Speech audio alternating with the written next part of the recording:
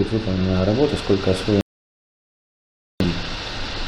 Ну, практически все осваивается, все, что не осваивается в рамках дорожного фонда, это все переходит на следующий год.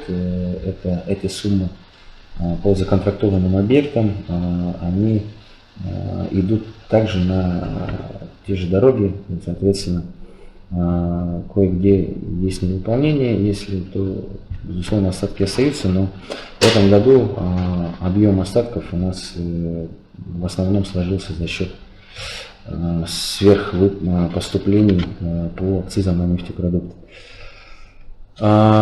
Значит, какие у нас еще вопросы здесь поступают?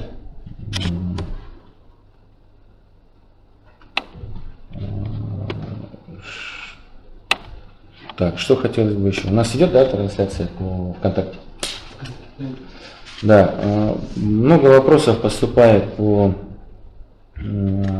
сейчас по паромной переправе. По паромной переправе у нас сегодня хотелось бы отметить, что 12 паромов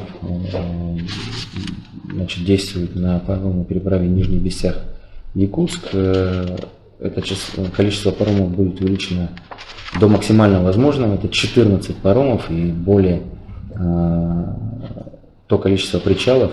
Там увеличить количество причалов больше нет возможности. 6 причалов со стороны Нижнего Бестяха и 7 со стороны города Якутска.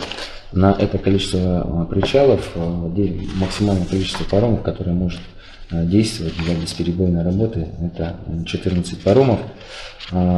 Хотелось бы отметить, что в целом в сутки, в будни, ну, если говорить о емкости, о провозной емкости, то за один рейс в целом все 14 паромов могут перевести порядка 535 легковых машин. Если брать это в будни, то в среднем перевозится порядка 2500. А в выходные за сутки, это с учетом увеличенной частоты рейсов, значит, перевозится, если в легковых машинах считать, 3745. Здесь справедливости ради надо отметить, что по паромной переправе вообще в Якутск-Нижний Бестях очень много за последний год сделано.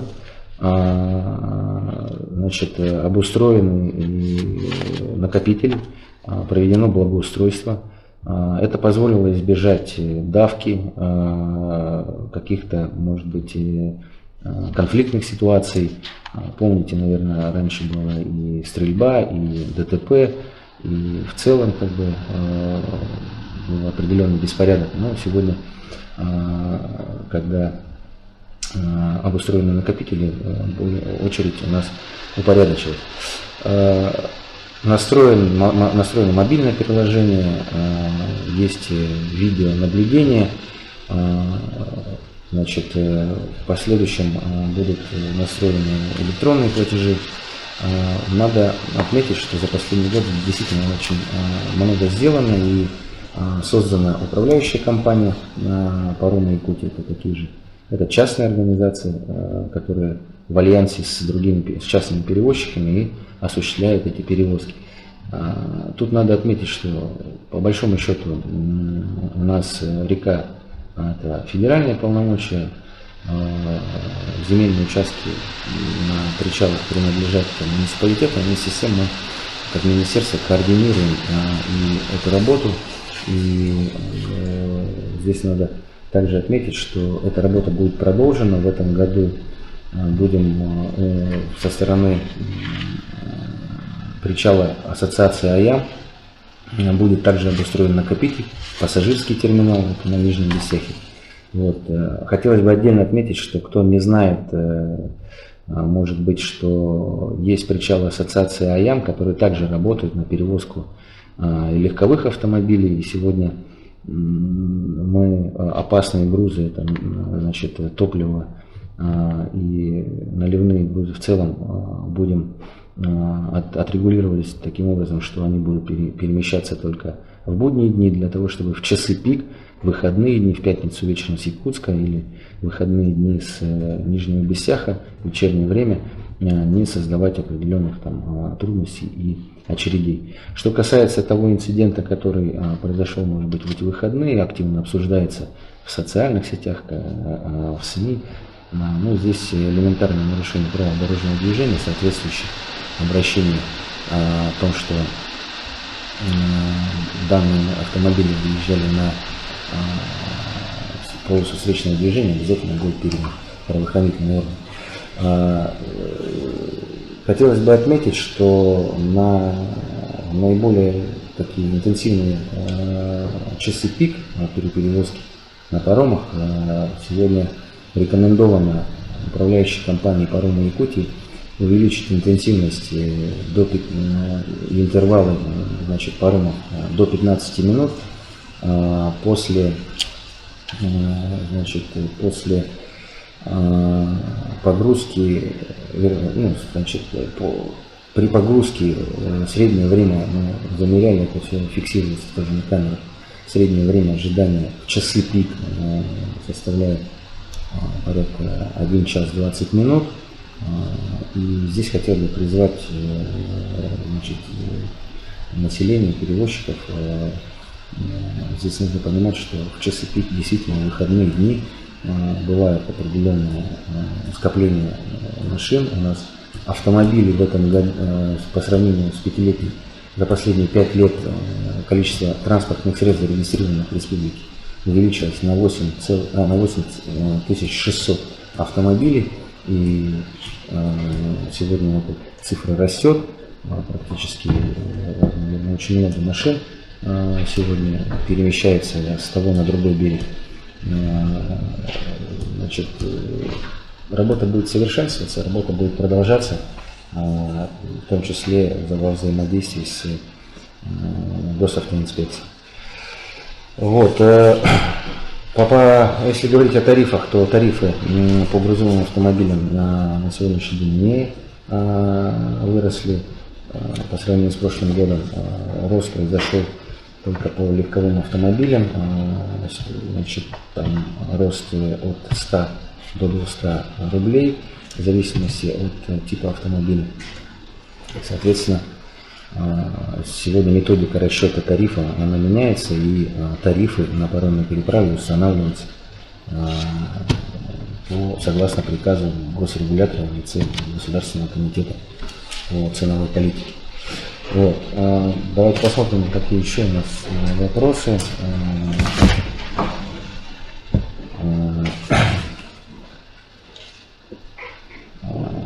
Так,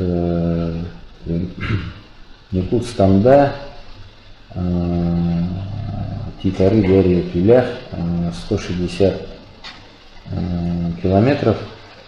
Дорога муниципальная, сразу скажу, и сегодня муниципалитет разработал проектно-сметную документацию на первые 10 километров и подал заявку, и буквально 2 недели назад комиссия одобрила эту заявку, и в этом году на первые 10 километров мы выделим субсидии, постановление правительства уже на выходе. Буквально на следующей неделе доведем лимиты и начнут контрактацию этого объекта.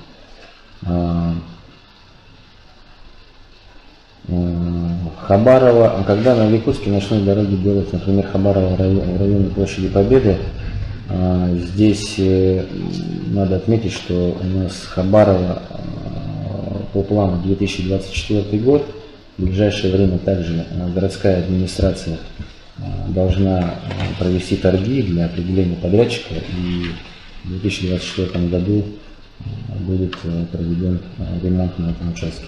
В целом по городу хотелось бы отметить, по городским улицам, то нужно отметить, что вообще по городу за последние прошедшие 5 лет реализации национального проекта таких объемов финансирования, такого ремонта, наверное, не делали еще со времен.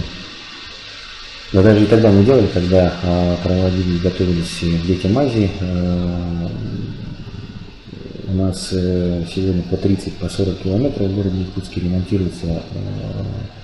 Значит, очень большое внимание уделяется пригородным селам. Уверен, что жители пригородных сел по достоинству оценили проведенный ремонт на окраинах города, также проведен ремонт и планомерно сейчас после проспекта Ленина, соответственно, будут ремонтироваться центральные улицы. Ну, вы видите, что город также перестроил свою работу и уже в мае начал замену асфальта на улице Пояркова. Что касается таких центральных улиц, как улица Дзержинского, Лермонтова, то все эти объекты также планируются, у нас имеются в планах. Мы дополнительные средства выделим городу. Город планирует провести ремонт в 2024 году по этому участку. Мы оставляем без внимания Сайсары, Ильинская, отремонтированная, сейчас идет ремонт на Винокурова, в следующем году будет отремонтирована Притузова, Макаренко. Ну и, соответственно, дальше будем проводить ремонт, выделять средства городу Якутску. Напомню, сегодня городу Якутску выделяется беспрецедентная сумма, порядка почти свыше 1,5 миллиарда рублей ежегодно на ремонт этих улиц, и, соответственно, будем также продолжать эту программу. Если говорить по проспекту Ленина, то сегодня идут работы по устранению замечаний в рамках гарантийных обязательств. По гарантийным обязательствам по городу Якутску практически по всем объектам окружная администрация выставляет претензии. Отдельные подрядчики уже вышли на работу, а другие подрядчики еще планируют выходить на исправление тех или иных недостатков. По проспекту Ленина также идет сейчас устранение недостатков. Это и по самой дороге, по тротуарам. Сегодня идет работа по озеленению в том числе. Ну и в июле месяце, уже с июля месяца, на оставшихся участках, это в районе начала проспекта Ленина, возле площади Орджоникидзе, и в районе Крупской, Дежнева, Красноярова, приступят к укладке первого слоя асфальта.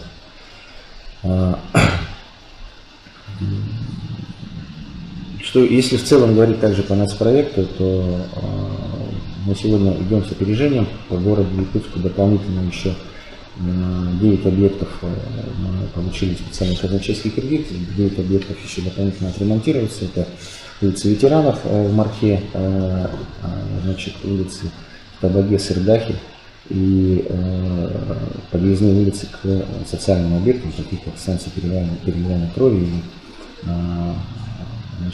детский туберкулезный центр.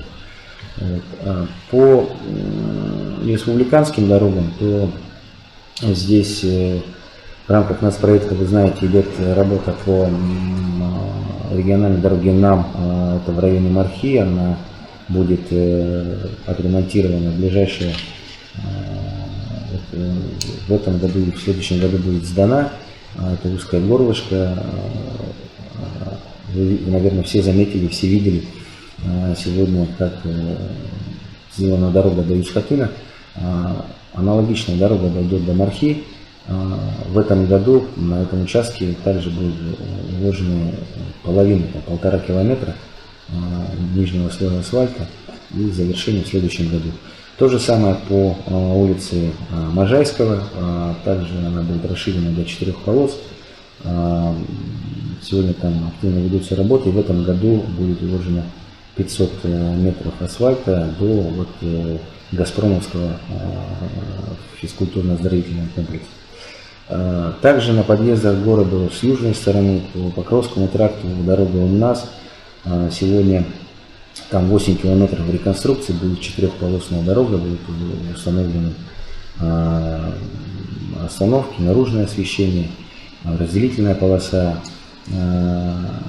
Там в этом году планируется 4 километра вложить асфальта. Уже в конце июня первый асфальт начнут уже укладывать. И здесь нужно отметить, что объект в одном и следующем году. Но сегодня есть много жалоб по пыли, которая там стоит, и хотелось бы отметить, что даны указания проводить регулярное беспыливание. Практически 2 машины сегодня в течение дня поливают эту дорогу, чтобы уменьшить пыль. Вместе с тем, теплая погода, она практически сразу же высушивает все, что сделано. Но частоту будем увеличивать, увеличим количество машин, я думаю, в ближайшее время проблемы снимут.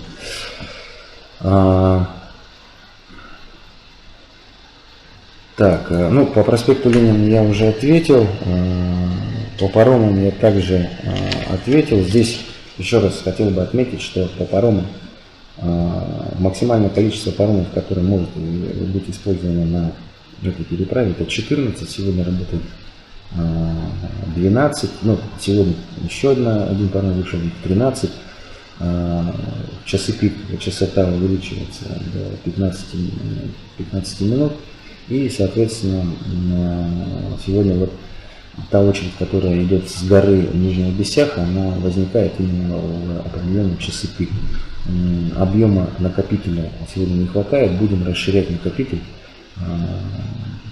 Сегодня там земельные вопросы, когда районная администрация решит, тогда, соответственно, его расширим еще порядка на 600 метров. Это еще 2 полосы, что позволит снизить возникновение очередей именно на подъездной дороге.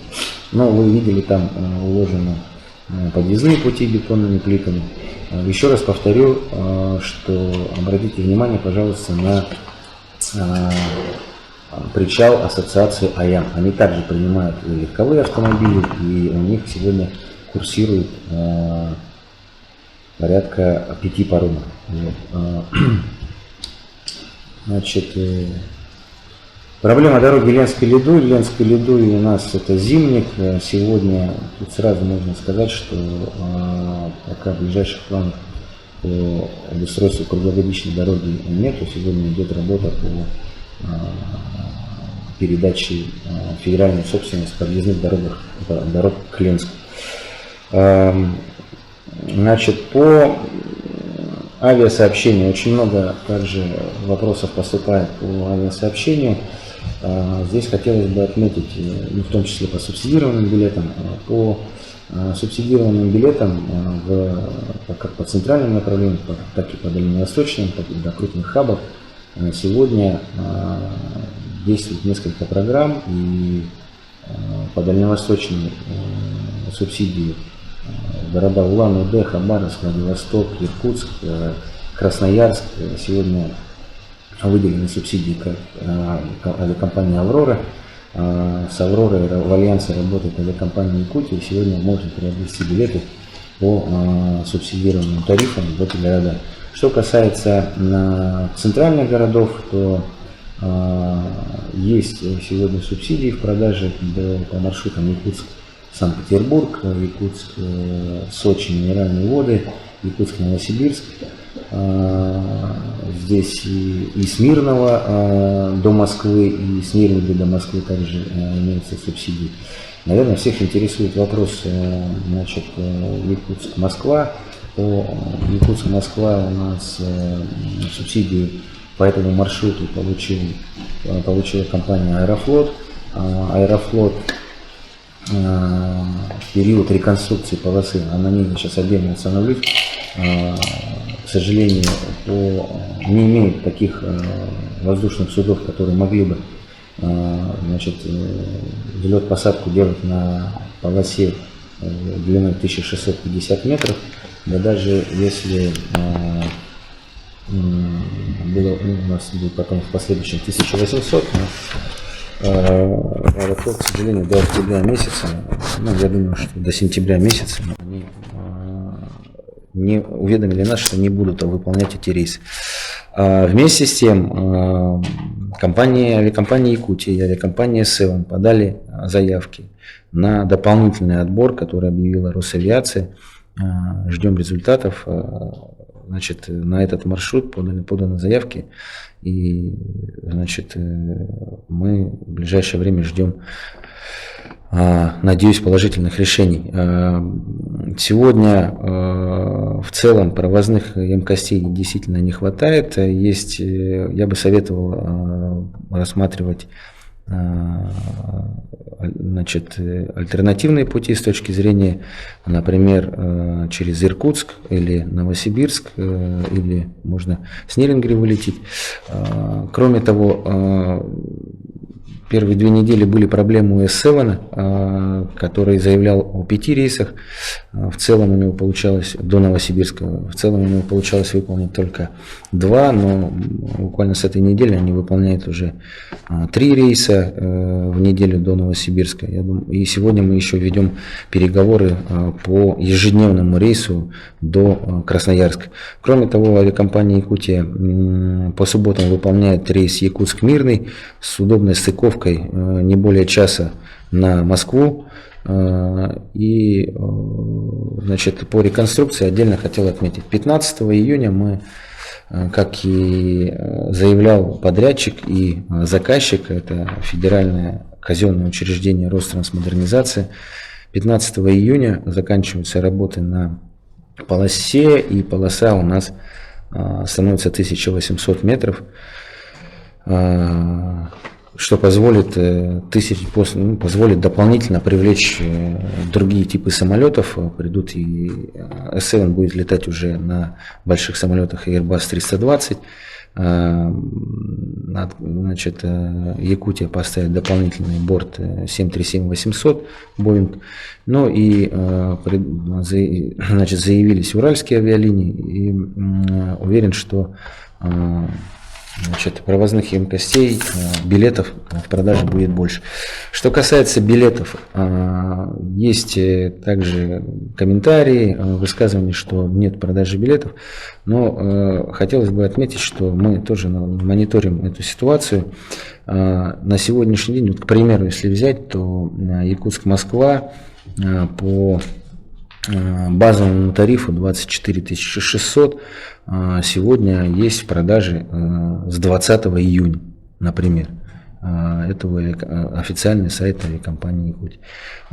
То же самое и по S7 через Новосибирск. Также, то есть в глубине продаж на 10 дней, то билеты по базовым тарифам они имеются. Безусловно, если вы будете покупать билеты за день, за два до вылета, они продаются оставшиеся 1-2 билета по действительно высоким ценам. Но если заблаговременно спланировать маршрут, то вполне можно приобрести билеты по базовому тарифу где-то дней за 10 раньше. Да, они, может быть, сейчас и некоторые по базовому тарифу в ограниченном количестве, но тем не менее они имеются.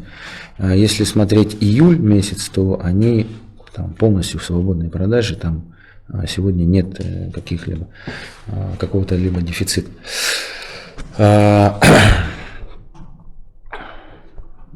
Теперь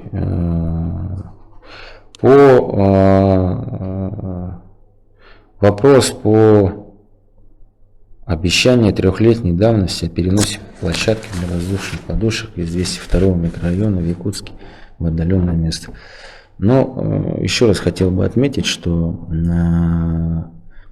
перевозки осуществляются частными, значит, предпринимателями, частными перевозчиками. Места стоянки регулируются, и эта земля принадлежит муниципалитету. Вместе с тем мы этот вопрос и проблематику слышим давно, и как только проблематика была поставлена, и, значит, провели работу по изысканию дополнительных средств, а так как их у города не имелось на эти цели, выделили отдельно средства на проектирование дороги до подстанции Намыв в 204 микрорайоне. Сегодня проектно-сметная документация разработана, она находится уже практически месяц находится в экспертизе, в ближайшее время она выходит, и на строительство этой дороги также выделены средства окружной администрации, в ближайшее время она законтрактует этот участок дороги, и в этом году начнется строительство дороги до места, где предполагается стоянка для воздушных подушек. Кроме того, перевозчики совместно с железными дорогами Якутии на этом месте заключили буквально тоже в мае месяце, после всех проектных решений, договор аренды на земельный участок для тоже начала работы по отсыпке станции для воздушных подушек, и уже к осени они отсыпят, соответственно, необходимый объем и сравняют его с дорогой, соответственно, предполагаем, что в осенне-зимний период по воздушной подушке будут уже ходить уже с 204 микрорайона. Проект дороги предполагает также и автобусную остановку, туда будет ходить автобус, со следующего года только. Ну и терминал для воздушных подушек, пассажирский терминал, также будет в этом году, он пока будет в усеченном формате, а в последующем будет полноценно построен комфортный зал ожидания. Значит, вопрос по автобусам. По автобусам у нас, вы знаете, было запущено 3 маршрута межмуниципальных до Бердигисяха, до Намцев и до Покровск-Максоволок.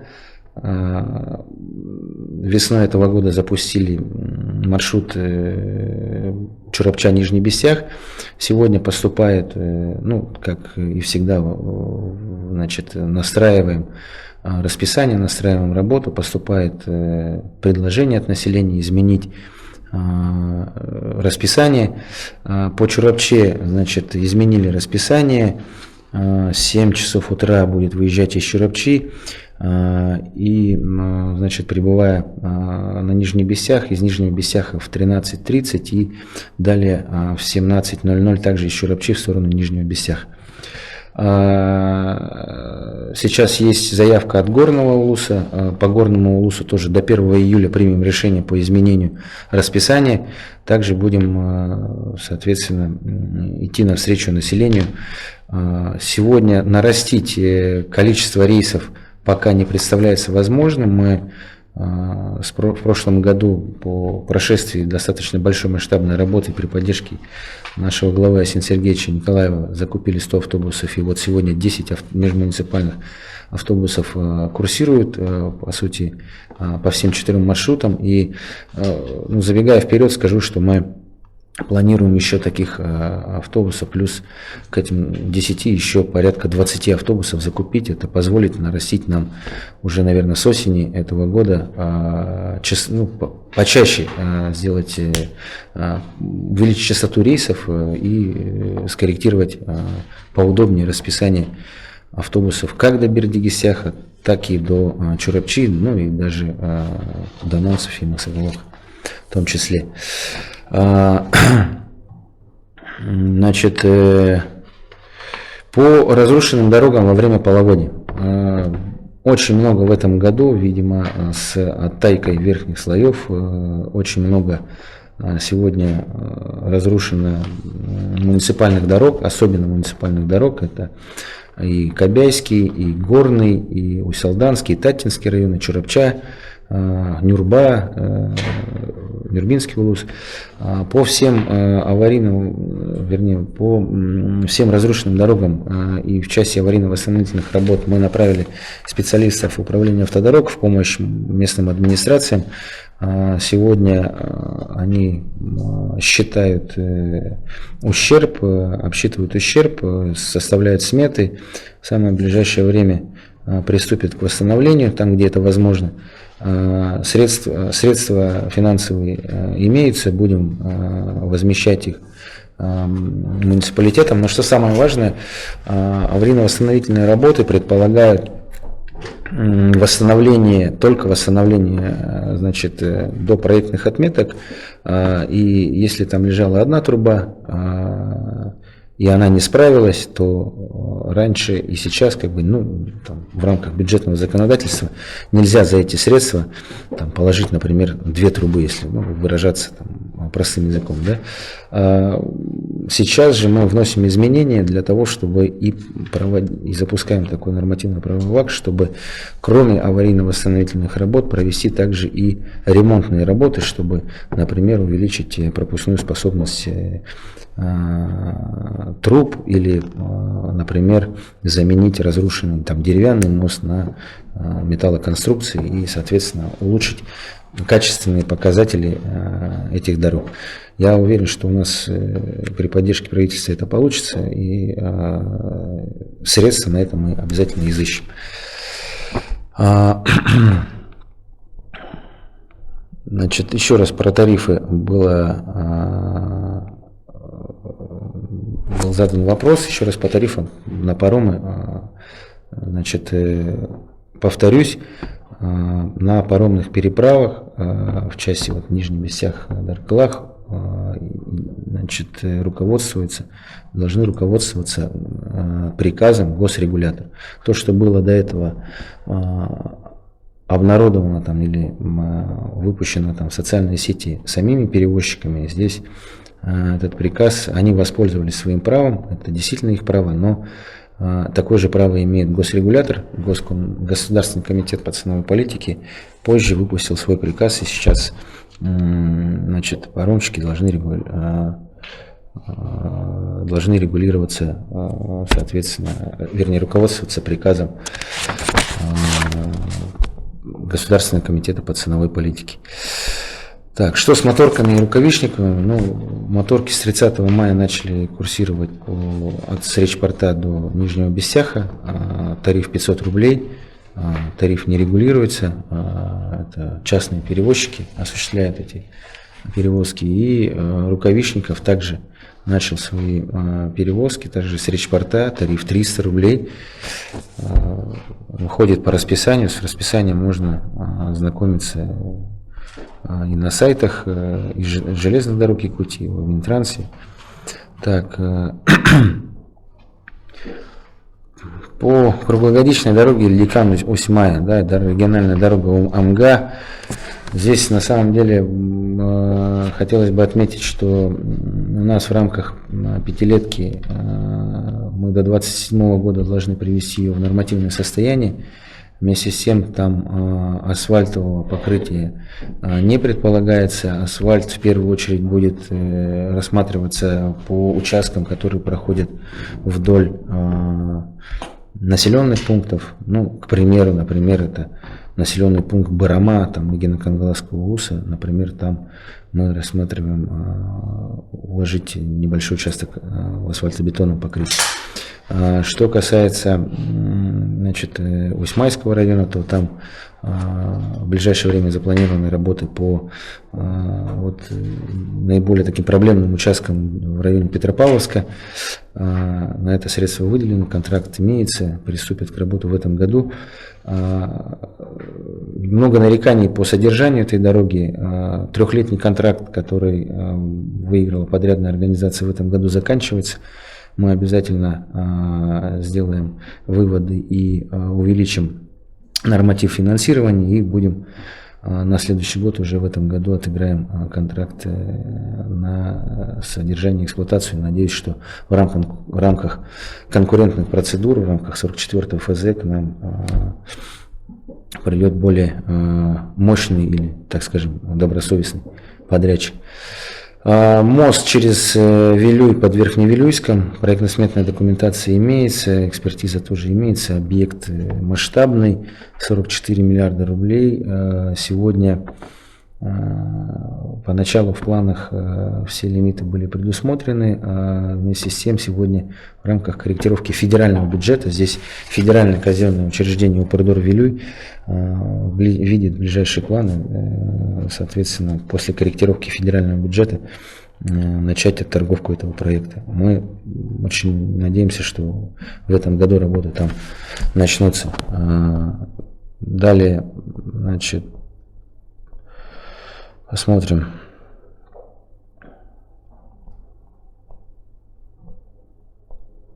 Так, здесь отвечали.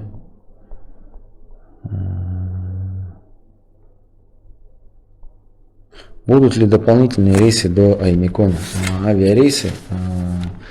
Значит, у нас по аэропорту Уснера идет реконструкция, но 3 раза в неделю туда осуществляются рейсы. Далее будет, частота останется, дополнительных рейсов поставить не имеем возможности, ввиду того, что аэропорт будет закрываться на технологические окна, то есть в этот период, в эти дни будут осуществляться там ремонтные работы. Что касается, значит, села Тамтор, авиаплощадки, которые там имеются, там регулярный маршрут по маршруту Маган-Тамтор на Л-410, там отрабатывается по заявке муниципалитета 1 раз в неделю, насколько я помню, и вот в рамках проведения Сеха-Ланхо там будет увеличена частота, здесь нужно будет отработать с поселковой администрацией, включиться в заявку, что имеются пассажиры, и, соответственно, там будет выполнен дополнительный рейс. Что касается арктических улусов, то эту работу сейчас проводим. У нас есть определенные ограничения по самой авиаплощадке. Сегодня эксплуатирующая организация эту площадку не содержит должным образом, и не все типы самолетов могут принимать, поэтому, скорее всего, арктические улусы мы будем также по предварительной заявке от районных администраций отправлять туда через Якутск. Вот. Так, по рейсам Алекминск-Красноярск. Эти рейсы были в прошлом году. Алекминск-Красноярск, ввиду того, что компания Ираер заявлялась на субсидию, которая предоставляется из федерального бюджета. В этом году они субсидию не получили, соответственно, они прекратили эти рейсы. Но еще раз хотел бы отметить, что мы сейчас проводим работу, и, возможно, уже с этой недели мы заявимся на ежедневные рейсы из Якутска до Красноярска. Что касается вообще в целом субсидированных билетов по республике, внутри республики, то у нас сегодня субсидируется, значит, 14 маршрутов в арктические районы, и надо отметить, что